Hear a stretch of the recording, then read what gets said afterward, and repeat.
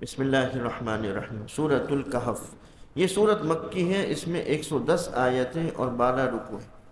سب تعریف اللہ کو جس نے قرآن جیسی کتاب نازل فرمائی جس میں کچھ بھی کجی نہیں، جو کافروں کو سخت عذاب سے ڈراتی ہے اور مومنوں کو ان کے اعمال صالحہ کی وجہ سے جنت کی بشارت دیتی ہے۔ اللہ کا کوئی بیٹا نہیں، جو لوگ ایسا کہتے ہیں وہ محض جھوٹ ہے۔ حضور انور صلی اللہ علیہ وسلم کو تسلی دی گئی ہے کہ آپ صلی اللہ علیہ وسلم ان منکروں کی وجہ سے غم نہ کریں، اور اصحاب کہف چند جوان تھے جو مشرکوں سے تنگ آ کر ایک غار میں پناہ گزین ہو گئے تھے۔ اللہ نے چند سال تک ان کو سلائے رکھا، پھر جب وہ بیدار ہوئے تو سب سے پہلے انہوں نے اپنے رب کو یاد کیا اور اپنے ایمان کا اقرار کیا۔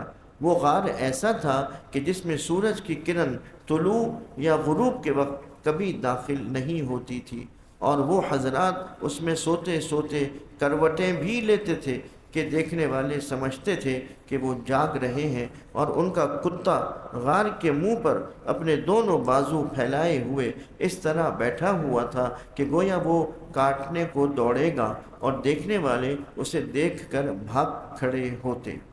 وہ لوگ جب بیدار ہوئے تو انہوں نے اپنے ایک ساتھی کو کھانا لانے کے لیے آبادی میں بھیجا اور تاکید کر دی کہ سب سے زیادہ پاکیزہ کھانا لائے۔ اس طرح لوگوں کو ان کا پتہ چل گیا، اور یہ بھی معلوم ہو گیا کہ جس طرح برسوں تک سونے والے بیدار کیے جا سکتے ہیں، اسی طرح مرنے کے بعد بھی لوگ قیامت میں زندہ کر دیے جائیں گے۔ اصحاب کہف کے متعلق لوگوں میں اختلافات ہوئے، پھر اس غار کے دھانے پر ایک مسجد بنا دی گئی، اور ہرگز یہ بات نہ کہنا کہ میں یہ کل کر دوں گا، مگر انشاءاللہ کہنا۔ اور اللہ ہی کو اصحاب کہف کی صحیح تعداد اور ان کے سوئے رہنے کی مدت معلوم ہے۔ وہی عالم الغیب ہے، اور مصاحبت اور دوستی کے لیے مومن اور نیک لوگ جو اللہ کی رضا چاہتے ہیں اختیار کیے جائیں، چاہے وہ غریب ہو کہ جن سے امیروں کو اعراض ہوتا ہے۔ پھر منکروں اور مومنوں کی آخرت کی زندگی ہے۔ ایک مثال بھی ہے کہ دو آدمیوں میں سے ایک دولت مند تھا لیکن مغرور اور منکر قیامت تھا، دوسرا غریب تھا لیکن ایماندار تھا۔ مغرور شخص کی تمام کھیتی اس کے غرور اور اللہ کی ناشکری کے سبب تباہ ہو گئی تھی۔ اگر وہ غریب مسلمان کی نصیحتوں پر کان دھرتا تو اسے یہ نوبت نہ آتی۔ ایک اور مثال ہے کہ جب تک سبزے کو پانی ملتا رہتا ہے وہ سرسبز رہتا ہے، پھر خشک ہو جاتا ہے۔ اسی طرح مال، دولت اور اولاد بھی زندگی کے چند دنوں تک ساتھی ہیں، اور جہاں زندگی ختم ہوئی یہ سب چیزیں جدا ہو جاتی ہیں۔ ہمیشہ رہنے والی چیز اعمال صالحہ ہیں، اور قیامت کے دن پہاڑ سرکا دیے جائیں گے اور زمین صاف کر دی جائے گی، اور سارے انسان اکٹھے کیے جائیں گے۔ اس وقت ان کو ان کے اعمال نامے ملیں گے، اور انسان کہے گا ہائے افسوس کہ اس میں کوئی بھی چھوٹی بڑی بات نہیں چھوڑی گئی۔ اب پھر تخلیق آدم اور ملائکہ کے سجدہ کرنے اور شیطان کے غرور اور انکار کا ذکر ہے کہ وہ کس قدر انسان کا دشمن ہے۔ انسان کو وہ ایسے معبودوں کی طرف رجوع کرا دیتا ہے جو آسمانوں اور زمین کی کسی تخلیق کی قدرت نہیں رکھتے، اور وہ منکروں کی اس پکار کو بھی نہ سن سکیں گے جو وہ قیامت میں کریں گے۔ اور انسان کے پاس اللہ نے طرح طرح سے ہدایت کار بھیجے، لیکن وہ جھگڑتا ہے اور سمجھنا نہیں چاہتا۔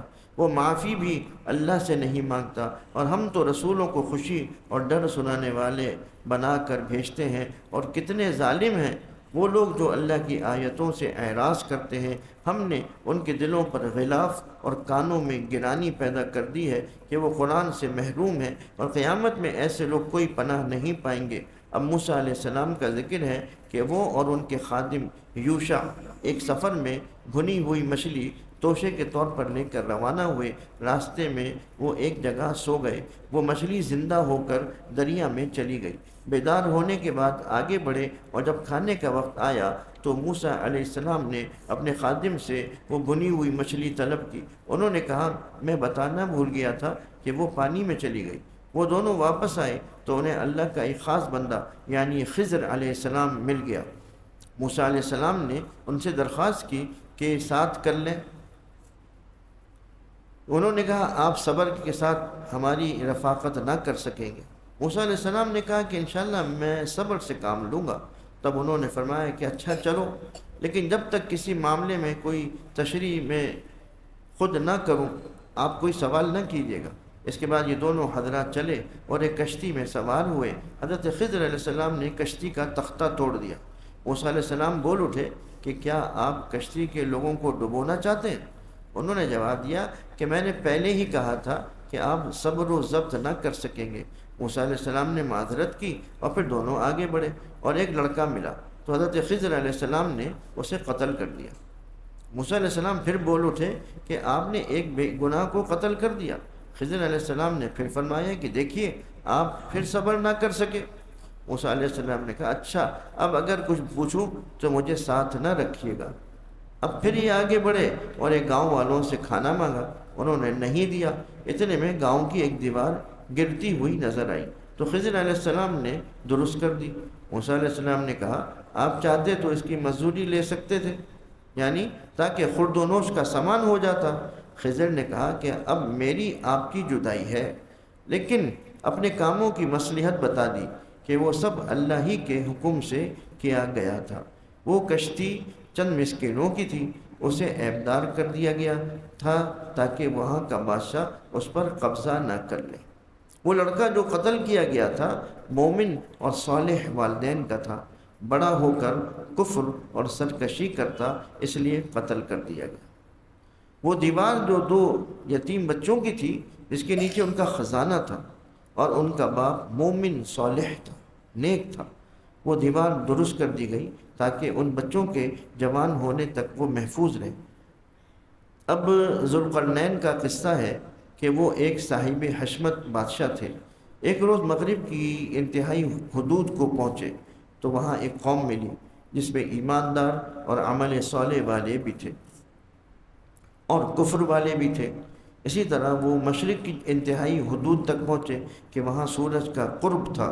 پھر وہ دو پہاڑوں کے درمیان پہنچے اور ایسے لوگوں کو پایا جو کوئی بات نہ سمجھتے تھے۔ ایسے لوگ بھی تھے جنہوں نے یاجوج ماجوج قوم کے فساد کا ذکر کیا اور عرض کیا کہ ایسی دیوار بنا دیجئے کہ وہ مفسد قوم ہماری طرف نہ آ سکے۔ چنانچہ لوہی کی چادروں سے اور پگھلائے ہوئے تانبے سے وہ دیوار مضبوط کر دی گئی تاکہ یاجوج و ماجوج اس پر نہ چڑھ سکے اور نہ اس میں سوراخ کر سکے۔ پھر جب قیامت قریب آئے گی تو وہ دیوار پاش پاش کر دی جائے گی اور کافروں کے لیے جہنم کو پیش کیا جائے گا۔ کیا وہ کفار یہ خیال کرتے ہیں کہ وہ اللہ کے سوا کسی دوسرے کو حمایتی بنا لیں گے؟